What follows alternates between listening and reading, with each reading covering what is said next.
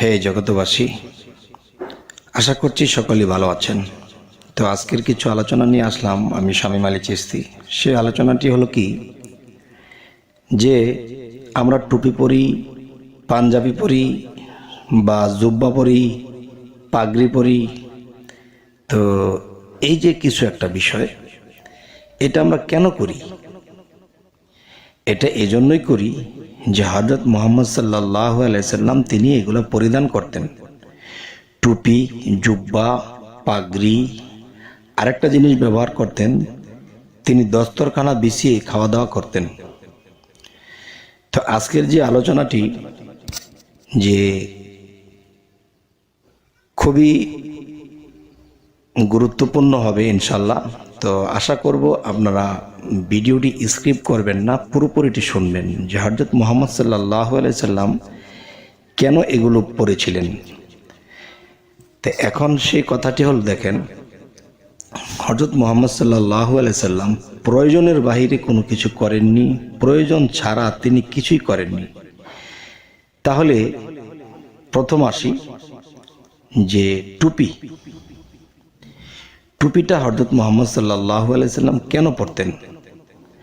দেখেন যে আমাদের বাংলাদেশটা কিন্তু মরুভূমির দেশ না, পিচ ঢালাই রাস্তাঘাট।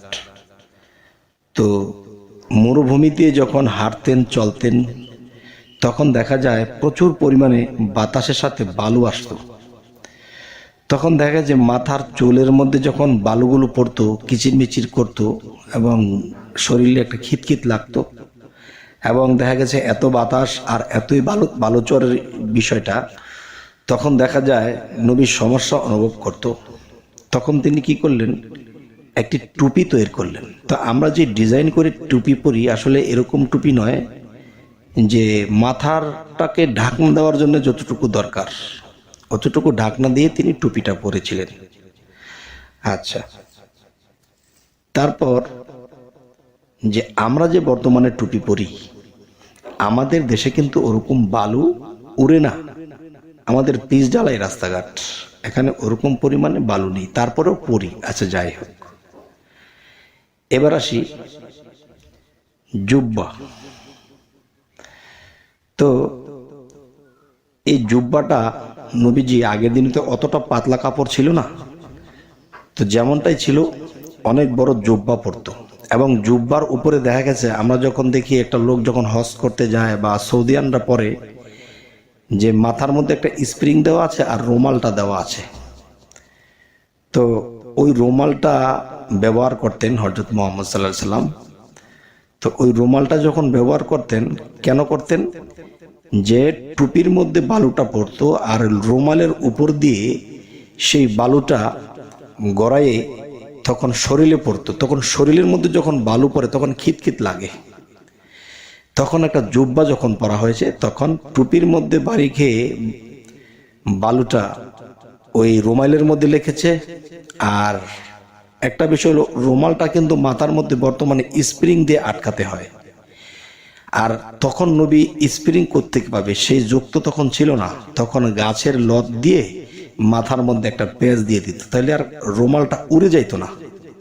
প্রচন্ড বাতাস এবং বালু উড়ছে, তখন কি হলো, যে সেই রুমালটাকে আটকানোর জন্য সে একটা গাছের লত ব্যবহার করতেন। আচ্ছা, তাহলে রুমালটা স্থির থাকতো। টুপির মধ্যে যখন পড়তো, বালুটা রুমালে যাইতো, আর রুমালে যে বালুটা গড়াইয়া পড়তো তখন সেটা নবীর জুব্বা যে পড়েছে এই জুব্বার মধ্যে লেগে বালুটা বাহিরে চলে যাইত। তখন দেখা যায় এই প্রয়োজনে তিনি এগুলো ব্যবহার করেছেন।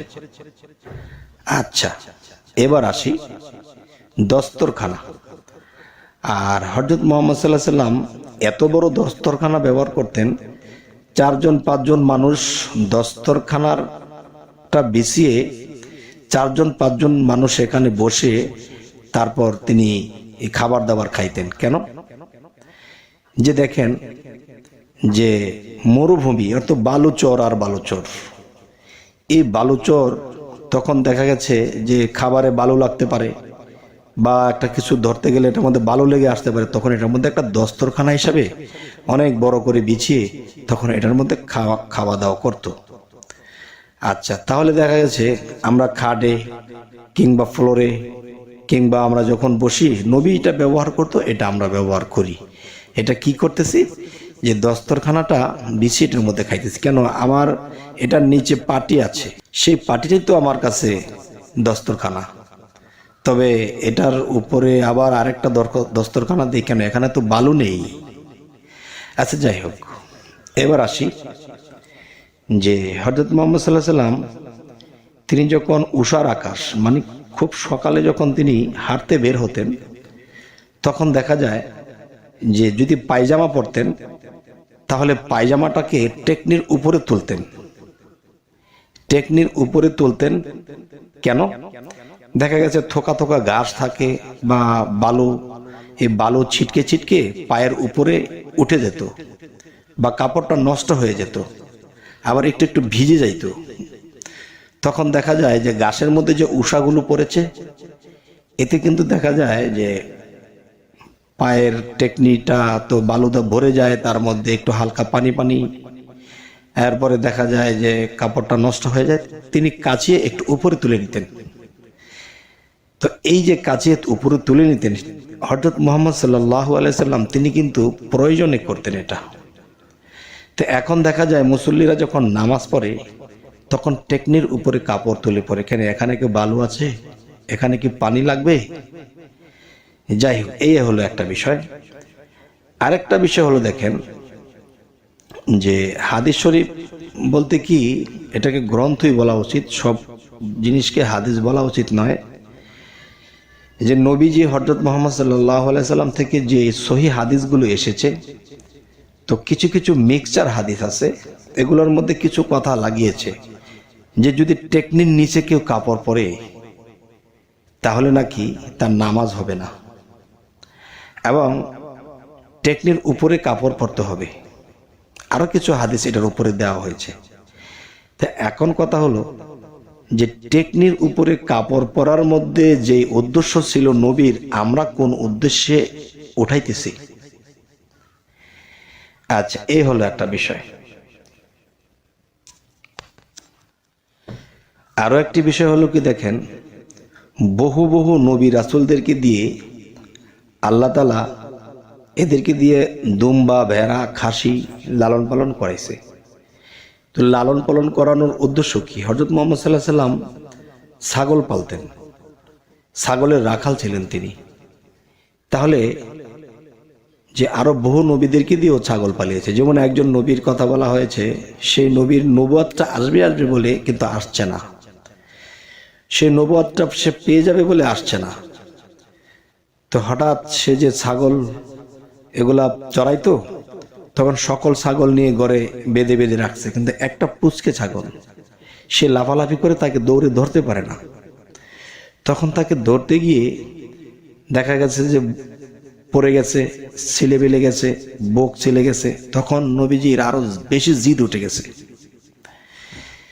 আচ্ছা, তখন সে ভাবতেছে রাগে যে এইটাকে যদি ধরতে পারি না, আছাড় দিয়ে মেরেই ফেলবো।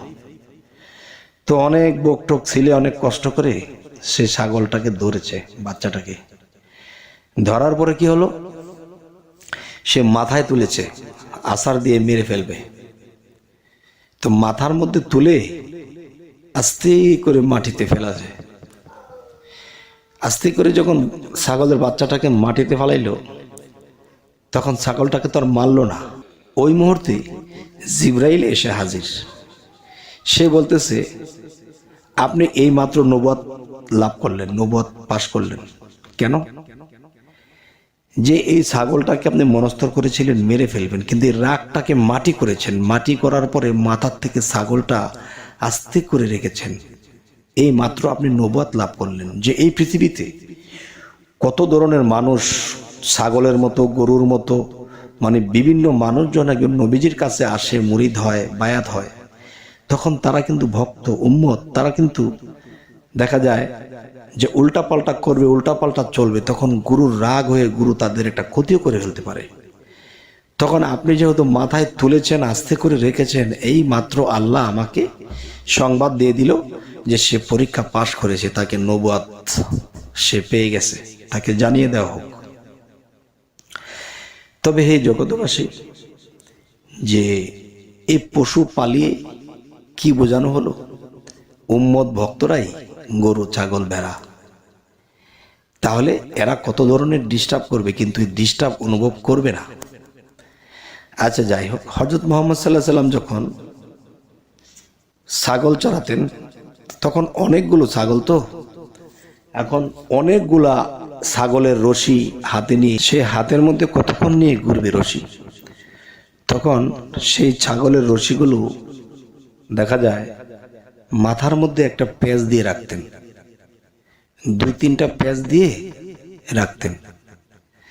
তখন দেখা যায় পিছনে যে ছাগলের যে খুঁটিগুলো আছে রশির সাথে, এই খুঁটিগুলো কিন্তু তখন আর পেঁচ দেওয়া যায়নি, তখন পিছন দিয়ে এই খুঁটিগুলো ঝুলেছে।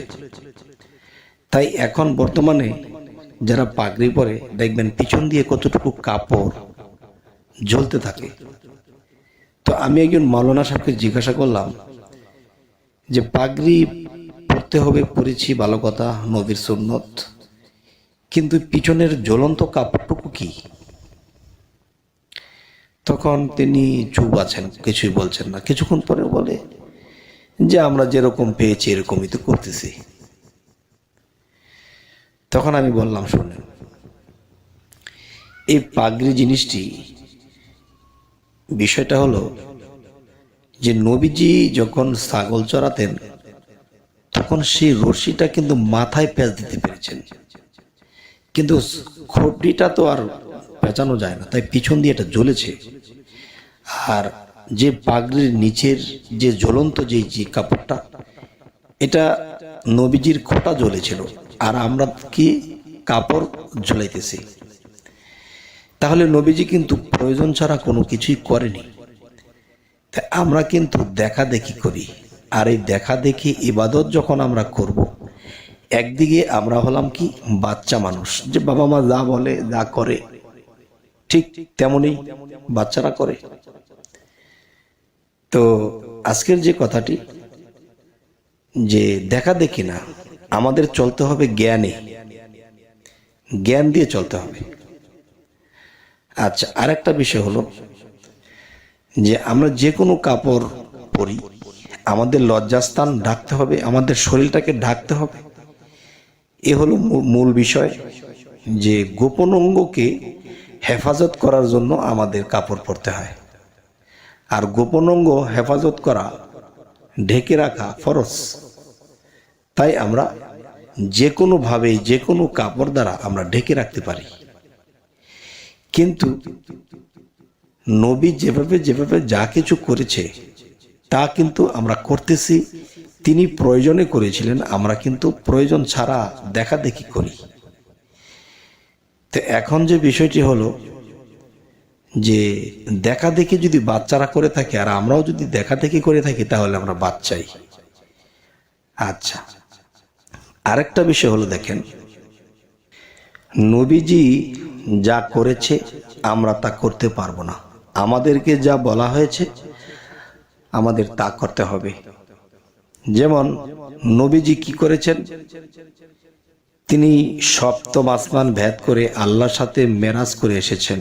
এই সপ্তম আসমান ভেদ করে যাওয়া আমার মতো মানুষের বা আপনার মতো মানুষের সম্ভব নয়।